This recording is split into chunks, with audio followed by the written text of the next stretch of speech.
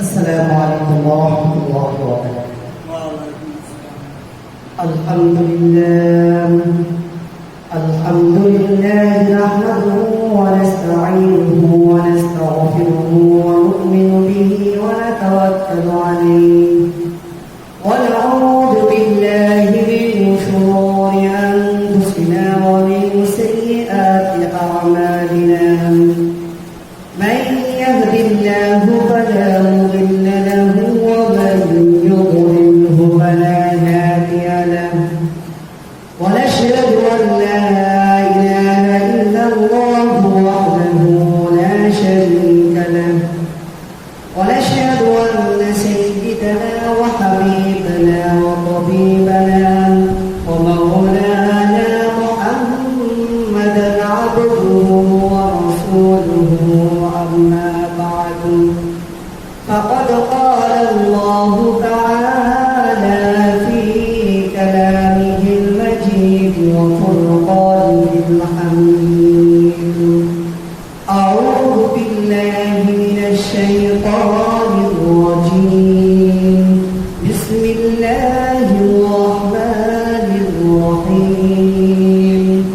إن الذين جاءوا بالإفك عصبة منكم لا تحسبوه شرا لكم بل هو خير لكم.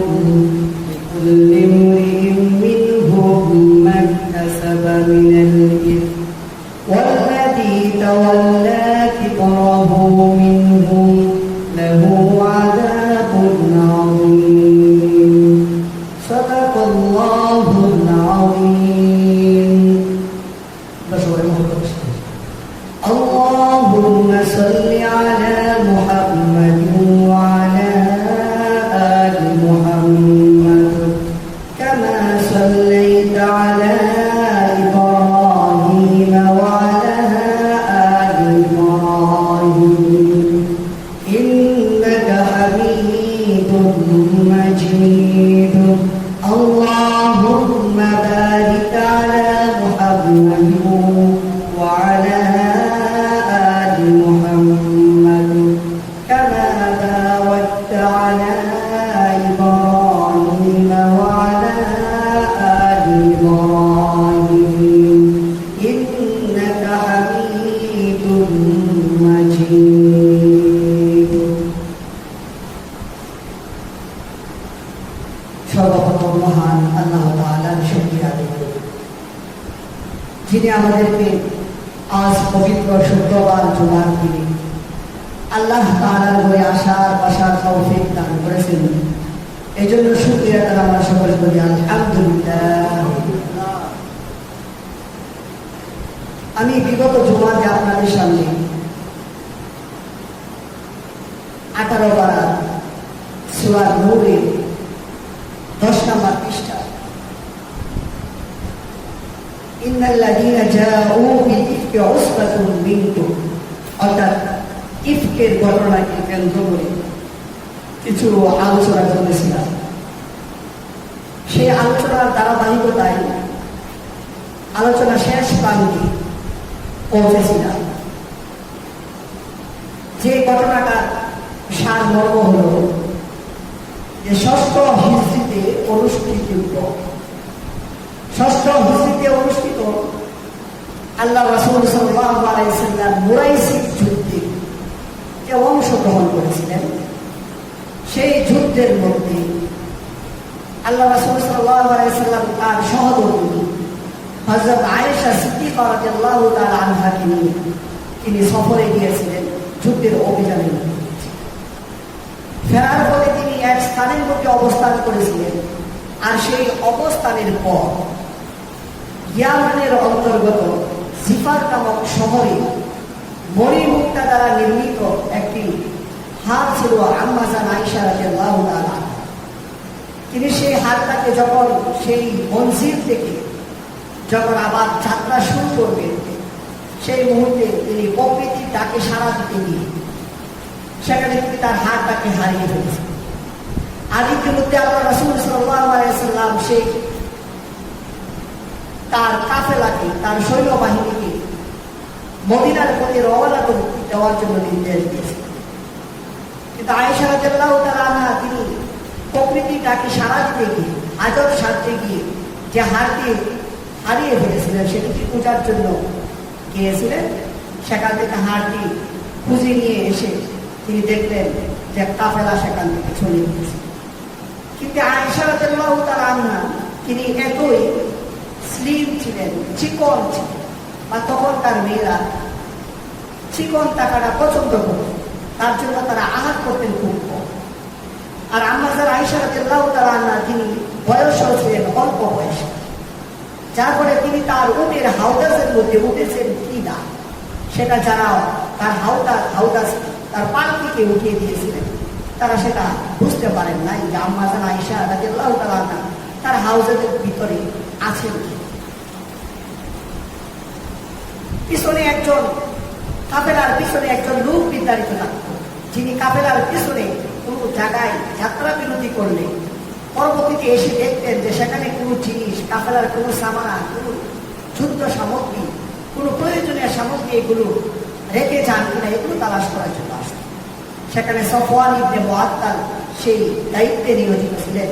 তিনি আসলেন, আসার পর আম্মা জান আয়েশাকে দেখে তিনি জুড়ে ইন্না লিল্লাহি ওয়া ইন্না ইলাইহি রাজিউন পড়েছেন। তো সেই ঘটনা আমরা বিস্তারিত বর্ণনা করেছি। তো সেই ঘটনার মধ্যে সফওয়ান ইবনে মুআত্তাল আল্লাহর রাসূলের সাহাবী, তিনি আম্মা জান আয়েশার সাথে কোনো কথা বলেন নাই। আম্মা জান আয়েশা রাদিয়াল্লাহু তাআলা আনহা তিনি তার সাথে কোনো কথা বলেন, বরং কথা না বলে তিনি তার উটকে সামনে এগিয়ে দিয়েছিলেন এবং সেই উটের মধ্যে আরোহণ করে আম্মা জান আয়েশা রাদিয়াল্লাহু তাআলা আনহা সেই রাসূল সাল্লাল্লাহু আলাইহি ওয়াসাল্লামের এই যুদ্ধের যে সৈন্যবাহিনী ছিল তাদের সাথে মিলিত হয়েছে। আর সেই রশিকে ধরে হেঁটেছিলেন সফওয়ান ইবনে মুআত্তাল আল্লাহর রাসূল সাল্লাল্লাহু আলাইহি ওয়াসাল্লামের সাহাবী। তো সেই ঘটনাটাকে কেন্দ্র করে যুগে যুগে যে সকল শত্রু মুসলমানদেরকে সবচেয়ে বেশি ক্ষতিগ্রস্ত করেছে, সবচেয়ে বেশি ক্ষতি করেছে, তাদের মধ্যে সবচেয়ে অগ্রগামী ভূমিকা পালন করেছে সেই মুনাফিক। সেই মুনাফিক সর্দার আব্দুল্লাহ ইবনে উবাই সেই যুদ্ধের মধ্যে ছিলেন, সেই অভিযানের মধ্যে ছিলেন। তো আব্দুল্লাহ ইবনে উবাই সেই ঘটনাটা কেন্দ্র করে আল্লাহ রাসূল সাল্লাল্লাহু আলাইহি ওয়াসাল্লামের সহযোগী আম্মা জান আয়েশা রাদিয়াল্লাহু তাআলা আনহার উপর অপবাদ রটনা করেন, সফওয়ান ইবনে মুআত্তালকে কেন্দ্র করে নেওয়া হয়েছে। তো সেটাকে কেন্দ্র করে অবশেষে আল্লাহ রাসূল সাল্লাল্লাহু আলাইহি ওয়াসাল্লাম বিশ্বাস করেন নাই, সরল মনা খাঁটি মুমিন মুসলমান যারা ছিলেন তারাও বিশ্বাস করেন নাই। কিন্তু আল্লাহ রাসূল সাল্লাল্লাহু আলাইহি ওয়াসাল্লাম ওহীর অপেক্ষায় ছিলেন, আর আয়েশা রাদিয়াল্লাহু তাআলা আনহা ওহীর অপেক্ষায় ছিলেন। তো বিস্তারিত ঘটনা আমি বর্ণনা করেছি। তো বর্ণনার শেষ প্রান্তে এসেছিলাম। শেষ প্রান্তে এসে আল্লাহ রাসূল সাল্লাল্লাহু আলাইহি ওয়াসাল্লামের কাছে নবী করিম সাল্লাল্লাহু আলাইহি ওয়াসাল্লামের সহধর্মী আম্মা জান আয়েশা রাদিয়াল্লাহু তাআলা আনহার পুত্র পবিত্রতা ঘোষণা করে এবং তার সচ্চরিত্রের কথা উল্লেখ করে এই সূরা নূরের মধ্যে 10টি আয়াত আল্লাহ তাআলা নাযিল করেছেন। আর সেই 10টি আয়াত আমি আপনাদের কাছে তিলাওয়াত করেছি এবং সেই 10টি আয়াতের তর্জমা করেছি এবং মোটামুটি ব্যাখ্যা করেছি।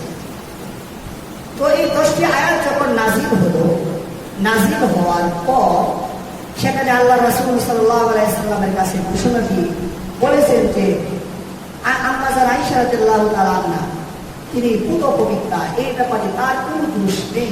তিনি সফওয়ান ইবনে মুআত্তালের সাথে কোনো ধরনের কথাবার্তা হন নাই, আর বাকি কোনো কিছু হওয়ার অসম্ভব।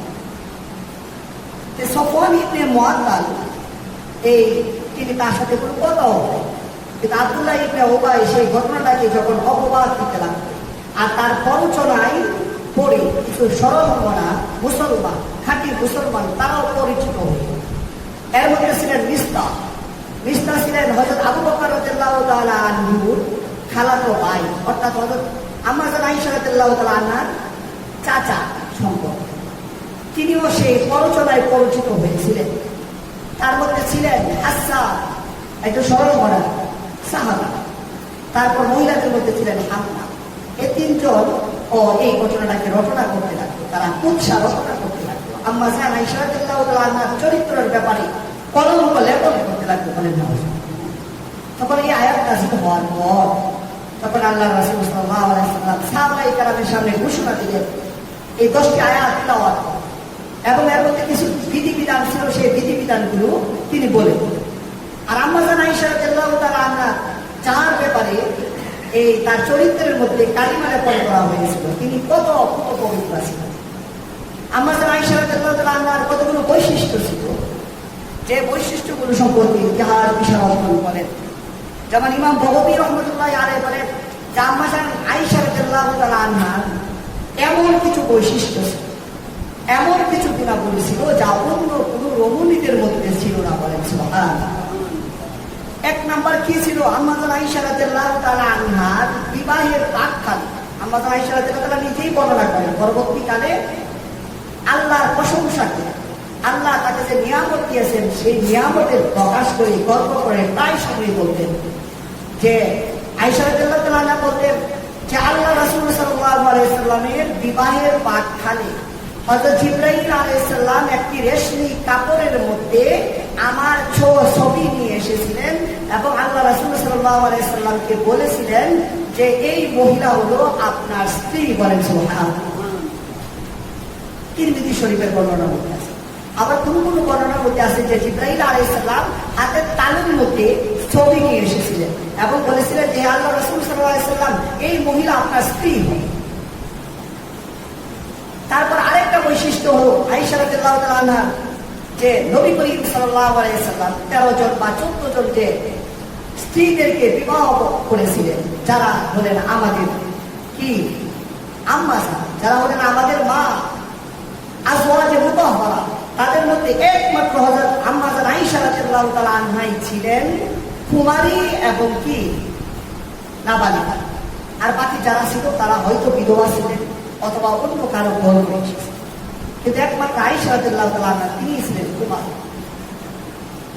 তারপর আরেকটা বৈশিষ্ট্য হলো যে আল্লাহ রাসূল সাল্লাল্লাহু আলাইহি সাল্লাম যখন দুনিয়া থেকে শেষ নিঃশ্বাস ত্যাগ করেছিলেন তখনই আম্মা জান আয়েশা রাদিয়াল্লাহু আনহার কোলেই তিনি শেষ নিঃশ্বাস ত্যাগ করেছিলেন। 4 নম্বর বৈশিষ্ট্য হলো নবী করিম সাল্লাল্লাহু আলাইহি সাল্লামকে যেখানে সমাধিস্থ করা হয়, নবী করিম সাল্লাল্লাহু আলাইহি সাল্লামকে যেখানে দাফন করা হয় সেটা আম্মা জান আয়েশা রাদিয়াল্লাহু আনহার ঘরেই করা হয়। তারপর 5 নম্বর বৈশিষ্ট্য হলো আল্লাহ রাসূল সাল্লাল্লাহু আলাইহি সাল্লামের কাছে যখন ওহী আসতো তখন আম্মা জান আয়েশা রাদিয়াল্লাহু আনহা যদি নবীজির সাথে এক লেপের নিচে শুয়েও থাকতেন তাও তারপরেও কি সেখানে জিবরাইল আলাইহিস সালাম ওহী নিয়ে আসতে বলেন সুবহানাল্লাহ। যেটা অন্য কোন স্ত্রীর ক্ষেত্রে, অন্য কোন নবীজির অন্য কোন স্ত্রীর ক্ষেত্রে, অন্য কোন আজওয়াজে মুতাহহারার ক্ষেত্রে ঘটনা ঘটে নাই, কিন্তু একমাত্র আয়েশা রাদিয়াল্লাহু আনহা যদি লেপের নিচে শুয়ে থাকতেন তারপরও সেখানে এই জিবরাইল আলাইহিস সালাম ওহী নিয়ে আসতেন।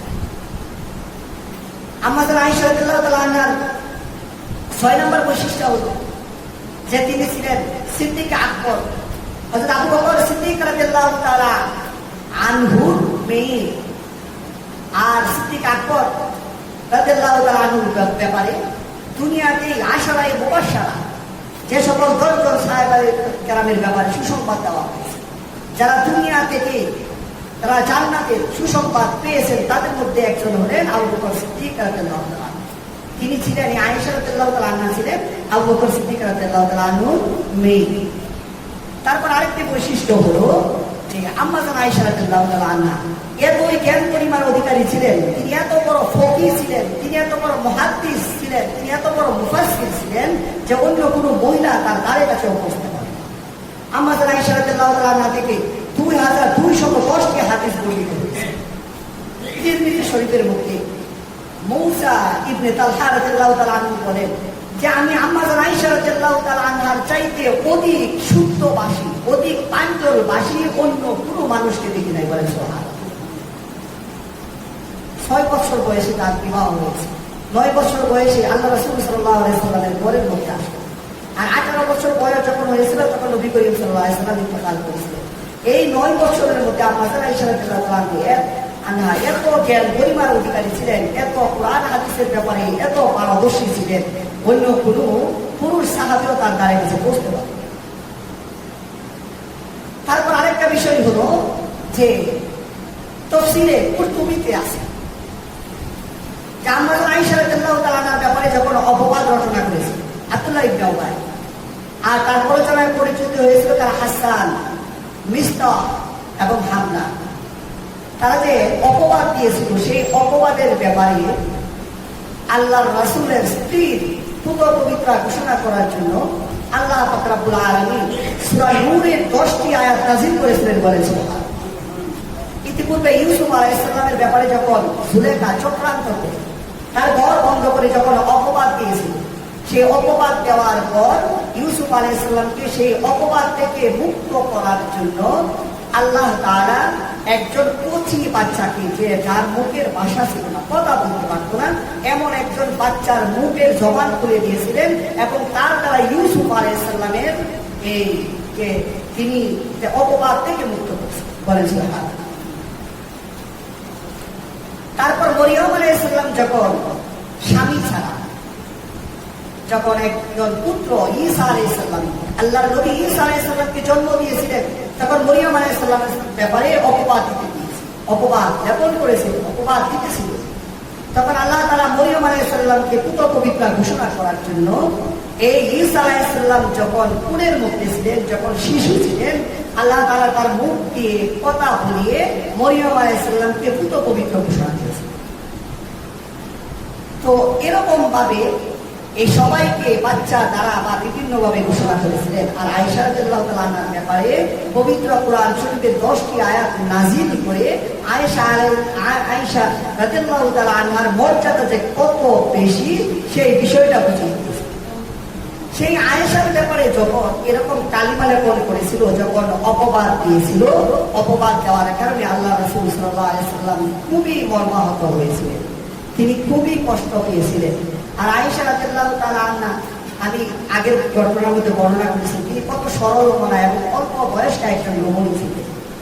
আর এটার জন্য আল্লাহ রাসূল সাল্লাল্লাহু আলাইহি ওয়াসাল্লাম অপেক্ষা করতেছিলেন যে আসমান থেকে কোনো ঐশী বাণী আসবে, যে ঐশী বাণীর দ্বারা আয়েশা রাদিয়াল্লাহু তাআলা আনহা যে পুত্র পবিত্র সেই বিষয়টা আল্লাহ তাআলা জানেন। এখন আমরা অনেকে বলতে পারি, তাহলে আয়েশা রাদিয়াল্লাহু তাআলা আনহার ব্যাপারে এই ঘটনাটা কেন ঘটেছিল, এই ঘটনাটা আল্লাহ তাআলা কেন রচনা করেছিলেন এই মুনাফিকের মাধ্যমে? এর হিকমত হলো আল্লাহ তাআলা আয়েশা রাদিয়াল্লাহু তাআলা আনহাকে কেন্দ্র করে সেই ঘটনাটাকে ভিত্তি করে একটি হুকুম নাযিল করেছে, একটি বিধান নাযিল করার ইচ্ছা করেছিলেন। সেই বিধানটা হলো যে অপবাদ রচনা করা। অপবাদের শাস্তি কি?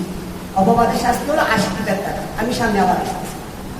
2 নম্বর বিষয় হলো এই ঘটনা দ্বারা আয়েশা রাদিয়াল্লাহু তাআলা আনহার মর্যাদাটাকে আল্লাহ তাআলা বাড়িয়ে দিয়েছিলেন, কারণ তার ব্যাপারে পবিত্র কোরআন শরীফের মধ্যে 10টি আয়াত নাযিল হয়েছে। 3 নম্বর রহস্য হলো, 3 নম্বর হিকমত হলো এই ঘটনার দ্বারা আল্লাহ তাআলা মুনাফিকদের মুখোশ উন্মোচন করেছেন। যে মুনাফিক ইসলামের প্রথম যুগ থেকে শেষ পর্যন্ত মুনাফিক থাকবে, মুসলমানদের ক্ষতি করার জন্য চেষ্টা করবে। আর এই ঘটনার মধ্যে আল্লাহ তাআলা এই মুনাফিকদের মুখোশ উন্মোচন করে দিয়েছিলেন। মুনাফিকরা সবসময় মুসলমানদেরকে ক্ষতি করার জন্য, তাদেরকে বিভ্রান্ত করার জন্য চেষ্টা করবে।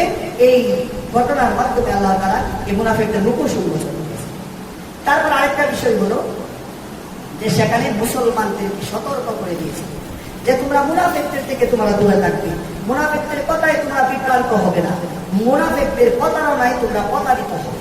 এই সতর্ক করার জন্য আল্লাহ তাআলা এই ঘটনাটা ঘটিয়েছে। এখন যখন এই ঘটনাটা ঘটিয়েছিল, আল্লাহ রাসূল সাল্লাল্লাহু আলাইহি ওয়াসাল্লামের কাছে এই আয়াত নাযিল হয়েছিল। এই আয়াত নাযিল হওয়ার পর যারা সেই অপবাদের মধ্যে লিপ্ত হয়েছিল তাদেরকে কি শাস্তি দেওয়া হয়েছিল? আল্লাহ রাসূল সাল্লাল্লাহু আলাইহি ওয়াসাল্লাম আব্দুল্লাহ ইবনে উবাই, মুনাফিক সর্দার, তাকে ডেকে আনলেন। হাসানকে ডেকে আনলেন, মিস্তাহ তাকেও ডেকে আনলেন, হামনা তাদেরকে ডেকে আনলেন। ডেকে আনার পর তাদেরকে বললেন যে তোমরা যে অপবাদ দিয়েছো সেই অপবাদের ক্ষেত্রে তোমাদেরকে 4 জন সাক্ষী উপস্থিত করতে। আল্লাহ তাআলা পবিত্র কোরআন শরীফের মধ্যে এই সূরা নূরের এই আয়াতের মধ্যে বলে দিয়েছেন, লাউলা জাউ আলাইহি বিআরবাতি শুহাদা ফাইদা লাম ইয়াতু বিশুহাদাই ফাউলাইকা ইনদাল্লাহি ফাউলাইকা হুমুল ফাসিকুন। লাউলা জাউ আলাইহি বিআরবাতি শুহাদা, যদি তোমরা যে ঘটনাটা রচনা করেছো সেই ঘটনার ব্যাপারে যদি জানো, তাহলে তোমরা কি করো? বিআরবাতি শুহাদা, 4 জন সাক্ষীকে তোমরা উপস্থিত করো। ফাইদা লাম ইয়াতু বিশুহাদাই ফাউলাইকা ইনদাল্লাহি হুমুল কাযিবুন। আর যদি তোমরা 4 জন সাক্ষী উপস্থিত না করতে পারো, তাহলে তোমরা যে ঘটনাটাকে ঘটিয়েছো, যে রটনাটাকে তোমরা রটিয়েছো, তাহলে সেই ব্যাপারে তোমরা কি মিথ্যা বলছো? আল্লাহ রাসূল সাল্লাল্লাহু আলাইহি ওয়াসাল্লাম শরীয়তের বিধান জারি করার জন্য তাদেরকে ডেকে আনলেন। তারা সাক্ষী করতে কেন? তারা তো সম্পূর্ণ অবান্তর একটা ঘটনা। এই আয়েশা সিদ্দিকা রাদিয়াল্লাহু আনহার ব্যাপারে অপবাদ দিয়েছিলেন। তারা কোনো কিছুই করতে পারলেন না, আর কোনো প্রমাণ সাক্ষী কোনো কিছুই তারা উপস্থিত করতে পারলো না। আর না করার কারণে আল্লাহ রাসূল সাল্লাল্লাহু আলাইহি সাল্লাম এখানে যারা মুসলমান ছিল, যারা প্রতারিত হয়েছিল, হাসান, মিসবাহ এবং হামনা রাদিয়াল্লাহু তাআলা আনহুম, তাদেরকে আল্লাহ রাসূল সাল্লাল্লাহু আলাইহি সাল্লাম 80টি করে বেত্রাঘাত, অপবাদের শাস্তি হলো 80টি বেত্রাঘাত। আল্লাহ রাসূল সাল্লাল্লাহু আলাইহি সাল্লাম তাদেরকে 80টি বেত্রাঘাত করলেন। যখন 80টি বেত্রাঘাত করা হলো, বেত্রাঘাত করার পর তারা তওবা করলেন, তওবা করে তারা পবিত্র হয়ে গেল। আর এই ঘটনার মধ্যে নেতৃত্ব দিয়েছিল কে? নেতৃত্ব দিয়েছিল হলো এই মুনাফিক সর্দার আব্দুল্লাহ ইবনে উবাই। তবে আব্দুল্লাহ ইবনে উবাইকে এই হযরত ওমর রাদিয়াল্লাহু তাআলা আনহু বরাত দিয়ে তাবারী রাহমাতুল্লাহ আলাইহি তিনি বর্ণনা করেছেন যে আব্দুল্লাহ ইবনে উবাইকে ডেকে এনে তাকে দ্বিগুণ শাস্তি দেওয়া হলো। দ্বিগুণ শাস্তি মানে কি? আয়াতের মধ্যে আছে ওয়াল্লাযী তাওয়াল্লা কিবরাহু মিনহুম লাহু আযাবুন আযীম। অর্থাৎ তাদের প্রতি যে অগ্রণী ভূমিকা পালন করে তার শাস্তি হবে কি? কঠিন। আল্লাহ রাসূল সাল্লাল্লাহু আলাইহি সাল্লাম তাকে দ্বিগুণ শাস্তি দিলেন। তার মানে কি? তাকে 160 বেত্রা। এটা ইসলামী শরীয়তের মধ্যে একটি বিধান নাযিল করলেন। সেই বিধানটি হলো কি? অপবাদ। অপবাদের কারণে তার পবিত্র কোরআন শরীফের মধ্যে সেটাকে বলা হয় সুবহানাকা হাযা বুহতানুন আযীম। এই কোরআন শরীফের ভাষায় সেটাকে বলা হয় বুহতান, মানে অপবাদ।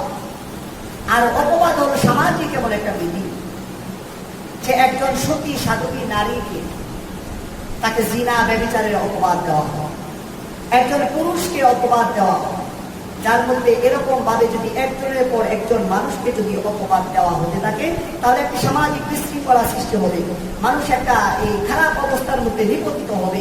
এই কারণে আল্লাহ তাআলা একটি বিধান নাযিল করে দিলেন যে যারা এই অপবাদ রচনা করবে, যারা বুহতানের অন্তর্ভুক্ত হবে, তাদের শাস্তি হবে 80 বেত্রা। এখন ইসলামী শাসন ব্যবস্থা যদি আমাদের দেশের মধ্যে থাকতো, তাহলে এই যে যারা অপবাদ রচনা করে, অপবাদ কাকে বলা হয়? যার মধ্যে যে দোষ নাই সেই দোষ বর্ণনা করাকে বলা হয় অপবাদ। এই অপবাদ যদি তাদেরকে দেওয়া হতো, আর যদি তার বিরুদ্ধে 4 জন সাক্ষীকে যদি উপস্থিত না করতে পারে, তাহলে তাদের প্রত্যেককে 80টি করে বেত্রাঘাত করা হবে। এখন ইসলামী শাসন ব্যবস্থা যদি থাকতো, তাহলে কতজনের ধারে আমাদের কতজনের এই শরীরের মধ্যে 80টি বেত্রাঘাত হতো যে আল্লাহ পাকই জানে। আর সমাজের মধ্যে এই ধরনের অপবাদ রচনা হতো না, কারণ এটার মধ্যে মানুষের সামাজিক মানুষের সামাজিক মর্যাদা, মানুষের সামাজিক যে সম্মান, এগুলোকে পূর্ণ করা হয়। এই সামাজিক শৃঙ্খলাকে ঠিক রাখার জন্য আল্লাহ তাআলা এই বিধান নিষেধ করে। তারপর আরেকটি বিষয় হলো, যারা অপবাদ রচনা করে তাদের 1 নম্বর শাস্তি হলো কি? যে তাদেরকে কি দিতে হবে? 80টি বেত্রাঘাত করা হবে। 2 নম্বর শাস্তি কি? 2 নম্বর শাস্তি হলো, যে ব্যক্তি অপবাদ রচনা করবে, যদি তার পক্ষে যদি 4 জন সাক্ষীকে উপস্থিত না করতে পারে, তাহলে সেই ব্যক্তি হবে মিথ্যাবাদী, সেই ব্যক্তি হবে ফাসিক। এবং অন্য কোনো এই সামাজিক জীবনে সে যদি আর অন্য কোনো সাক্ষী দেয়, তার সাক্ষী আর কখনো কবুল করা হবে। ইসলামী রাষ্ট্র ব্যবস্থা যদি থাকে, ইসলামী রাষ্ট্র ব্যবস্থা যদি কায়েম হয়, তাহলে এই যারা অপবাদ রচনা করবে একবার, দ্বিতীয়বার তার সাক্ষী আর কখনো গ্রহণ করা হবে না। মানুষ যদি তাকে সাক্ষী হিসাবে তাকে গ্রহণ করে, তখন বিচারক তাকে বলে দিবে সে আগে কি করেছিল? মিথ্যা সাক্ষী দিয়েছিল, সে ফাসিক, তার সাক্ষী আর কখনো গ্রহণ করা হবে না। যদি ঈদের চাঁদ উঠে, এরকম ব্যক্তি যদি বলে যে ঈদের চাঁদ উঠেছে, তার কথা মানুষ বিশ্বাস করতে পারবে না, তার সাক্ষী গ্রহণ করা হবে। তারপর আরেকটি বিষয় হলো কি? আরেকটি বিষয় হলো যে পরকালে তার জন্য রয়েছে কি? কঠিন শাস্তি। কারণ আল্লাহ তাআলা সূরা নূরের এই 24 নং আয়াতের মধ্যে বলে দিয়েছেন, ইন্নাল্লাযীনা ইয়ারমুনাল মুহসানাতিল গাফিলাতিল মুমিনাতি লুইনু ফিদ দুনিয়া ওয়াল আখিরাহ ওয়া লাহুম আযাবুন আযীম। অর্থাৎ যারা সরল, সতী, সাধবী নারীদেরকে, খাঁটি ঈমানদারদেরকে যারা কি অপবাদ রচনা করে, লুইনু ফিদ দুনিয়া ওয়াল আখিরাহ, আল্লাহ তাআলা তাদেরকে দুনিয়া এবং আখিরাতে তাদেরকে অভিসম্পাত করেন এবং তাদেরকে দিক জানিয়েছেন। ফিদ দুনিয়া ওয়াল আখিরাহ ওয়া লাহুম আযাবুন আযীম, এবং তাদের জন্য রয়েছে কি? কঠিন শাস্তি। যে এই হলো অপবাদ। এই ইফকের ঘটনাকে কেন্দ্র করে আল্লাহ রাসূল সাল্লাল্লাহু আলাইহি সাল্লামের কাছে এই অপবাদের ঘটনা, অপবাদের শাস্তি এবং অপবাদের বিচার ব্যবস্থা কি হবে, এটা আল্লাহ তাআলা নাযিল করে দিয়েছিলেন। আল্লাহ রাব্বুল আলামিন আমাদের সকলকে এই অপবাদ দেওয়া থেকে, এবং যদি সঠিক কোনো এই সাক্ষী প্রমাণ, এই 4 জন সাক্ষী যদি উপস্থিত না থাকে, যদি না করা যায়, তাহলে এই সকল খারাপ কাজ থেকে আমাদেরকে বেঁচে থাকার তৌফিক দান করুন। কারণ আল্লাহ পাক রব্বুল আলামিন পবিত্র কোরআন শরীফের অপর এক আয়াতের মধ্যে বলেছেন, ইয়া আইয়ুহাল্লাযীনা আমানু ইজতানিবু কাসীরাম মিনাল যান্নি, অর্থাৎ হে ঈমানদারগণ, তোমরা অধিক ধারণা থেকে, অধিকাংশ ধারণা থেকে তোমরা বিরত থাকো। তার কারণ কি? ইন্না বা'দাল যান্নি ইসমুন, কারণ অধিক ধারণা, কারণ তোমরা যে সকল ধারণাগুলো করো এর মধ্যে অধিক ধারণাগুলো হলো কি ভুল।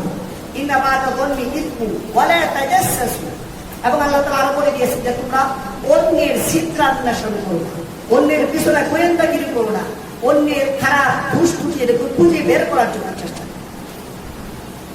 ওয়া লা তাজাসসু ওয়া লা ইয়াগতাব বা'দুকুম বা'দ, এবং তোমরা একজন আরেকজনের কি গীবত করিও না, পরনিন্দা করিও না। গীবত আইয়ুহিব্বু আহাদুকুম আন ইয়াকুলা লাহমা আখিহি মাইতান ফাকারিহতুমু, এর মধ্যে বলা হয়েছে যে তোমরা কি একজন তোমার অপর ভাইয়ের পিঠে মৃত ভাইয়ের দুষ্কৃতি ভক্ষণ করাটাকে তোমরা কি পছন্দ করো? ফাকারিহতুমু, অবশ্যই তোমরা সেটা কি করো? অপছন্দ করো। এখন গীবত, এখন আসেন একটু সংক্ষেপে বলে দিই। গীবত হলো পরনিন্দা করা, অন্যের নিন্দা করা। যদি বাস্তবেও হয় সেটা হলো কি? পরনিন্দা। কিন্তু এখানে পরনিন্দা গীবতকে যদি আমরা ভাগ করি তাহলে 4 ভাগে ভাগ করা যায়। 4 ভাগে ভাগ করার মধ্যে 3 প্রকার গীবত জায়েজ। 3 প্রকার গীবত জায়েজ। 1 প্রকার গীবত নাজায়েজ। 1 প্রকার গীবত নাজায়েজ কোন গীবত? যে গীবতটা হয় শুধুমাত্র একজনের বিরুদ্ধে অপপ্রচার করার জন্য, শুধুমাত্র তাকে তার দুষ্কৃতি বর্ণনা করার জন্য। যে গীবতটা হয় শুধুমাত্র তার বিরুদ্ধে এই অপপ্রচার করার জন্য, সেই ধরনের গীবতটা হলো নাজায়েজ। আর 3 প্রকার গীবত জায়েজ। কোন প্রকার গীবত জায়েজ?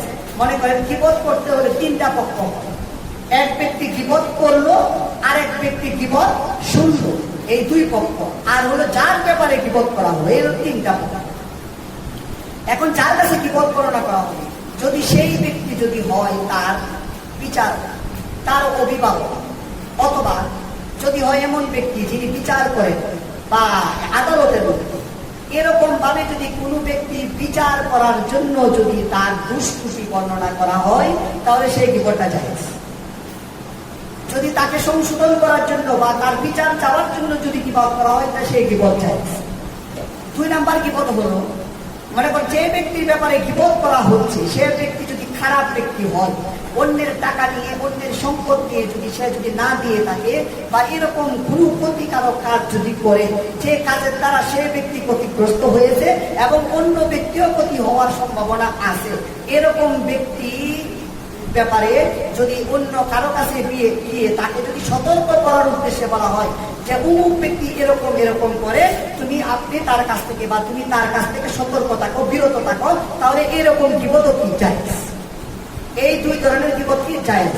3 নাম্বার গীবত হলো যে তাকে সংশোধন করার জন্য, এমন ব্যক্তির কাছে গীবত বলা, সেই ব্যক্তি এরকম খারাপ কাজ করে, এরকম খারাপ কাজ করে, আপনি তাকে একটু সংশোধন করে দিন। সে তার পিতা হতে পারে, তার চাচা হতে পারে, বা সমাজের কোনো স্থানীয় ব্যক্তি হতে পারে। এরকম যদি হতে পারে তখন তাকে সংশোধন করার জন্য সেই গীবত জায়েজ। অর্থাৎ তার বিচার পাওয়ার জন্য গীবত করা জায়েজ, তাকে সংশোধন করার জন্য গীবত করা জায়েজ, এবং তার কাছ থেকে অন্যকে সতর্ক করার জন্য, অন্যকে বাঁচানোর জন্য গীবত জায়েজ। এই 3 ধরনের গীবত জায়েজ। আর যেটা শুধুমাত্র দুর্নাম রটানোর উদ্দেশ্যে যে গীবত করা হয়, সেই গীবত হলো নাজায়েজ। আল্লাহ পাক রব্বুল আলামিন আমাদের সকলকে এই গীবত করা থেকে এবং অপবাদ দেওয়া থেকে এবং এই ধরনের খারাপ কাজগুলো থেকে বেঁচে থাকার তৌফিক দান করুন সকলে করে আমিন। কারণ এই যেগুলো আছে সবগুলোই কবিরা। গীবত হলো যার দোষ আছে সেই দোষটাকে বর্ণনা করাই হলো গীবত।